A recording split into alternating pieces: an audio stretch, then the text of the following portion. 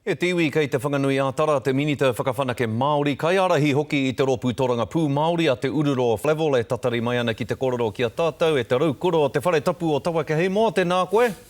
Te manahau, ka nui te mihi. Tēnei whakapiki i te pakeketanga mo te whiwhi penihana kaumātua i te ono te kaumārima ki te ono te kaumāwhitu tau. Ka pāpē hea nei tēnei kaupapa ki ngā kaumātua Māori i rungi te mōhio ko tātou ka mate no atu i te Pākehā. Ia, kei te tika tāu, ka tino pā ki a tātou. Nā rungi te mea e ai ki tā mātou rangahau, i te nui ngō te wā, a tāne nei, ka eke tātou, tāuana, te tāne Māori ki te ono te kaumā ono tau, te pakeke.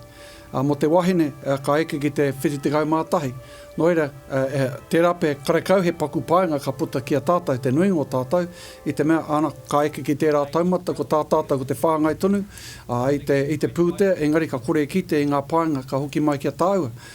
Koene te kōrero nui o mātou te pāti Māori, ki taku mōhu e pēra anō te āhuatango ngā mema Māori. No reira, kāre koutou i te tautoko, koutou te ropu toranga pū Māori i te tautoko i tēnei kaupapa? Karakau, ko tā mātou ko te kiatu, e pai kiatu me āta rangahau, me āta titiro whānui tonu ki ngā pēhitanga, ko pāmai ki te ao Māori, konei tētahi take nui e kōrero hiana e ngā pakeke. Kei te whakapau au i taku kaha ki te mahi mō ngā tau e hie kē nei, ka whāngai tonu atu te pūte, engari, mō ngā paenga, ka rea au te tino kite, o tira, o taku huaranga tira rānei, ko aku uri rānei, hea rānei.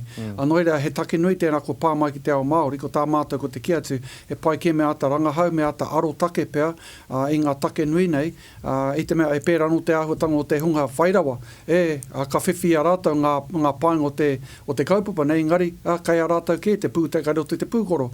Arano nā pātai e noho tāre wāna. Nā, e te rangatira kei te hui koutou kōrua rānei o te ropu toranga pū Māori ki te minita i ngā take tai ao ki a Nick Smith e pāna ki te pire mo te ture whakahaere rawa.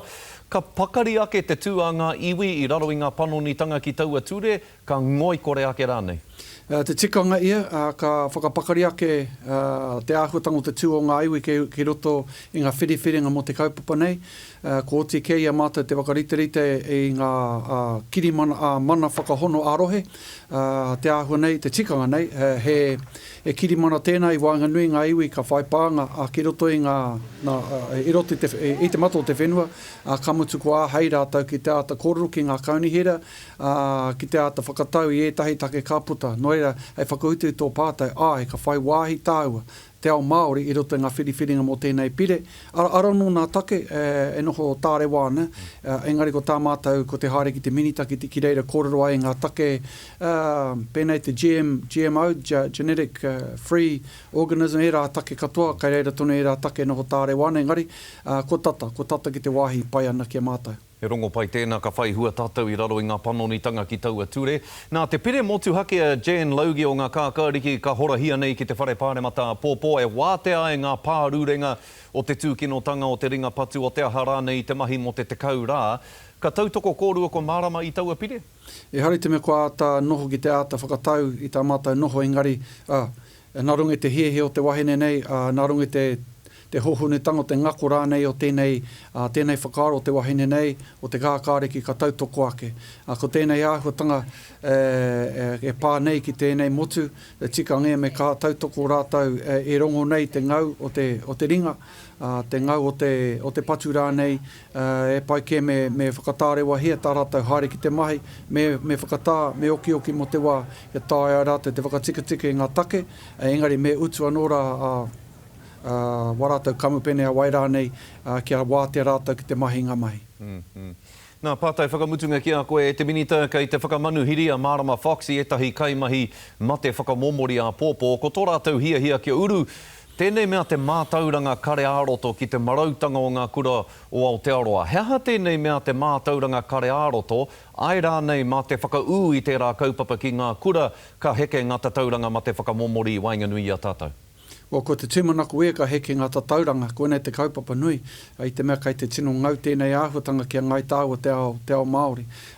I kaha nei mātou ki te whakarite i etahi hui i ngā tau, i te tau ko hipāke, tai rano ki tēnei tau tonu, ka tū etahi hui.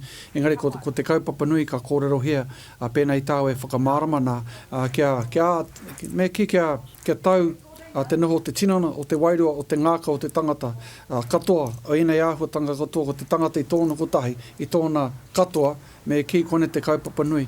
Mō ngā rongoa mo te whakamomori e uaua te kimihari, tētahi rongoa nui, hei whakatau i rā āhuatanga, no reira ko tā mātou ko te whakairi, i etahi whakaaro, hei whāinga mā ngā kura o te motu, hei whakatau i tēnei take nui, kai roto i ngā kura o tirā kei wānga nui a tāua. E te minita e te rangatira, kua rangatira katoa te karare, i te rangatira tanga o kōrero i tēnei ahiahi, nā mihi nui whakaharahara. Kia koe, tēnā rā koe. Kia ora rawati te manahau. Kia ora rā.